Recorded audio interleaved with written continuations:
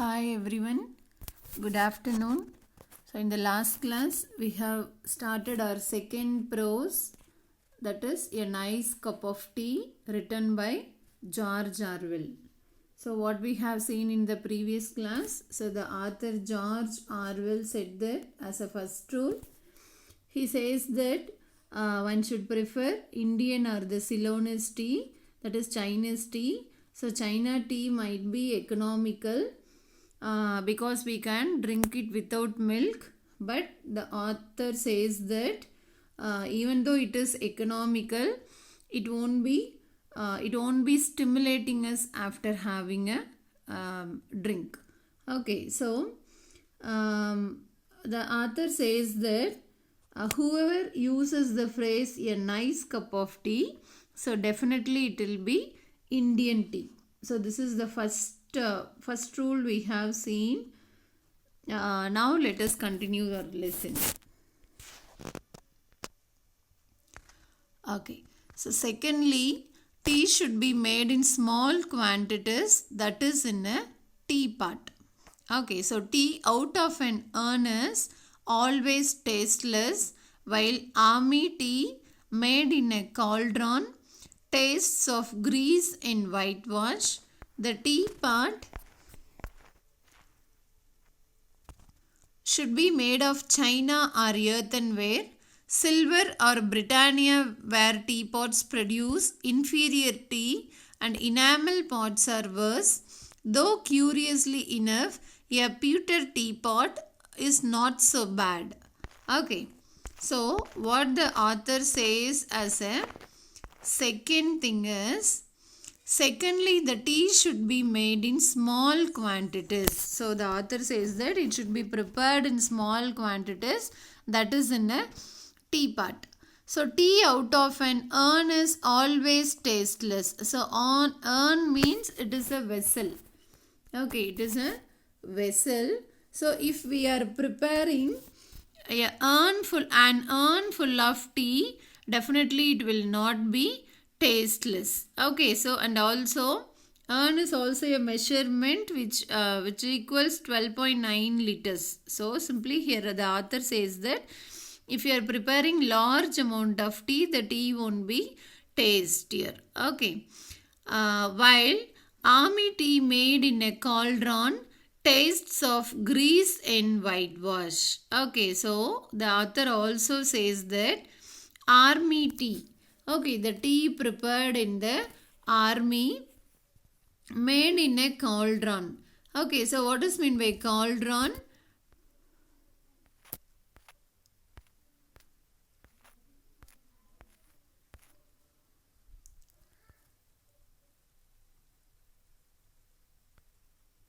So cauldron is a big pot used for boiling. So in the army they'll be preparing large amount of tea. So they'll be using a big pot to boil the tea. That is called as cauldron. So while army tea made in a cauldron tastes of grease and whitewash. So okay, so the tea prepared in the cauldron, that is in the big vessel, how it tastes greasy and whitewash. Okay, so it doesn't give any good taste. The teapot should be made of china or earthenware. Okay, so the poet says that the teapot should be made of the teapot should be made of china or earthenware. Silver or Britannia ware teapots produce inferior tea, that is inferior quality of tea. So what is Britannia ware teapots is, see these type of teapots. Okay, so this they will be looking like a silvery appearance. Okay, see this looks like silvery appearance. So these type of teapots were called as Britannia ware teapots. So the author says that Britannia ware teapots, that is the tea produced in the Britannia ware teapots, produce inferior tea. That means the taste will not be good, the quality will not be good. And enamel pots are worse, and also the author says that the tea produced in the enamel pots. So what is enamel pots? It is that enamel is a decorative coating. Okay, decorative coating which is used to make it look prettier. That is beautiful. That is called as enamel pot. See, this is called as enamel pots. Okay, so that is an decorative coating which will be used to make it look beautiful. Okay, that is called as enamel. So the in silver or Britannia ware teapot. So Britannia ware teapot means they will be looking silvery appearance. In silvery appearance, so they produce inferior tea. And enamel pots are worse, and also the tea produced in the enamel pots were also bad. Though curiously enough, a pewter teapot is not so bad. Okay, so what is pewter teapot is? It is grey metal used out of some other metals like tin, lead and bismuth. Okay. Which is used in the past for making vessels. Okay, it is a grey colored metal which is the combination of some other metals like tin and lead. So these type of teapots were used in the olden days, a rarity nowadays. So it is not used nowadays, it is very rare. Okay, so the poet says that the tea produced in the pewter teapot will not be so bad. Okay. So now let us go to the third point. So thirdly, the pot should be warmed beforehand. This is better done by placing it on the hob than by the usual method of swilling it out with hot water. Okay, so what is the third rule is? The pot should be warmed beforehand. So before preparing, the teapot should be warmed. So how the warming can be done is, it can be done by placing it on the hob. So we can place it on the hob, that is on the stove, to warm it. Then by the usual method of swilling. So what is meant by swilling? Swilling means rinsing. Okay, rinsing or washing the vessels with water. That is called as swilling. So what the author says here is, before preparing, we should warm it first. So how this warming can be done is, it can be done by placing it on the hob, that is on the stove. Okay, so by placing it on the hob, then by the usual, so usually we will be rinsing and washing the vessels, right? So then by rinsing, so placing it on the hob and warming will be better. Okay, so next, fourthly, the tea should be strong. For a pot holding a quart, if you are going to fill it nearly to the brim, 6 heaped teaspoons would be about right. In a time of rationing, this is not an idea that can be realized on every day of the week, but I maintain that 1 strong cup of tea is better than 20 weak ones. All true tea lovers not only like their tea strong, but like it a little stronger with each year that passes, a fact which is recognized in the extra ration issued to old age pensioners. Okay, so what the author says as a fourth rule is, tea should be strong. For a pot holding a quart. So here listen. Quart is actually a measurement which is used in Britain and US. Okay, so in Britain 1 quart equals 1.13 liters, and in US 1 quart equals 0.94 liters.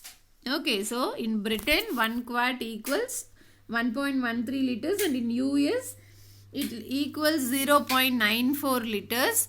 So it is the measurement used mostly in the British and in the US. Okay, so approximately we can keep it as 1 liter. Okay, for a pot holding a quart, if you are going to fill it nearly to the brim, what is mean by brim? அந்த மேலே வரைக்கும் fill பண்ணுவோம் இல்லையா, so that is called as brim. So if you are going to fill it nearly to the brim, 6 heaped teaspoons would be about right. Okay, so for that is for preparing 1 liter of tea, 6 full teaspoons would be about right in a time of rationing. So what is meant by rationing here is, see, rationing means restricting the consumption of a scarce commodity during war. Okay, scarce means that is which is not available in extent, that is called as scarce. Okay, so restricting the consumption of a scarce commodity during war, it means that is during the times like war time, we cannot do like this. Like what? By using 6 full teaspoons of tea powder. Okay, so that is called as a rationing here. So in time of rationing, that is during the times like during war, times of war, this is not an idea that can be realized on every day of the week. That is during the every day in a week, that is during every days, it is not possible to prepare tea by using 6 teaspoons of tea powder. Okay, so this is not an idea that can be realized on every day of the week, but I maintain that. So what the author says here is, I maintain that 1 strong cup of tea is better than 20 weak ones. Okay, than taking 20 weak tea. So he feels that 1 strong cup of tea is equal to 20 weaker ones. Okay, all true. Tea lovers not only like their tea strong, but like it a little stronger with each year that passes, a fact which is recognized in the extra ration issued to the old age pensioners. So all tea lovers like only strong tea. So even the persons who are getting old age pension, so everyone, the fact is that everyone likes only the strong ones. Fifthly, okay, so what is the 5th rule in the preparation is, the tea should be put straight into the pot. No strainers, muslin bags or other devices to imprison the tea. In some countries, tea pots are fitted with like dangling baskets under the spout to catch the stray leaves which are supposed to be harmful. Actually, one can swallow tea leaves in considerable quantities without ill effect, and if the tea is not loose in the pot, it never infuses properly. Okay, so here what the author says as a 5th point is, fifthly, the tea should be put straight into the pot. So it should be prepared by putting it straight into the pot. No strainers, muslin bags. So we should not use any strainers. Okay, so for filtering, that is for filtering, we should not use any strainers or muslin bags or other devices to imprison the tea. That is for filtering them, we should not use any strainers. In some countries, tea pots are fitted with little dangling baskets. So what is dangling? See, what is dangling? Hanging freely or suspended. See, what is spout? The pipe-like opening in a teapot through which the tea is poured out. That is called as spout. Okay.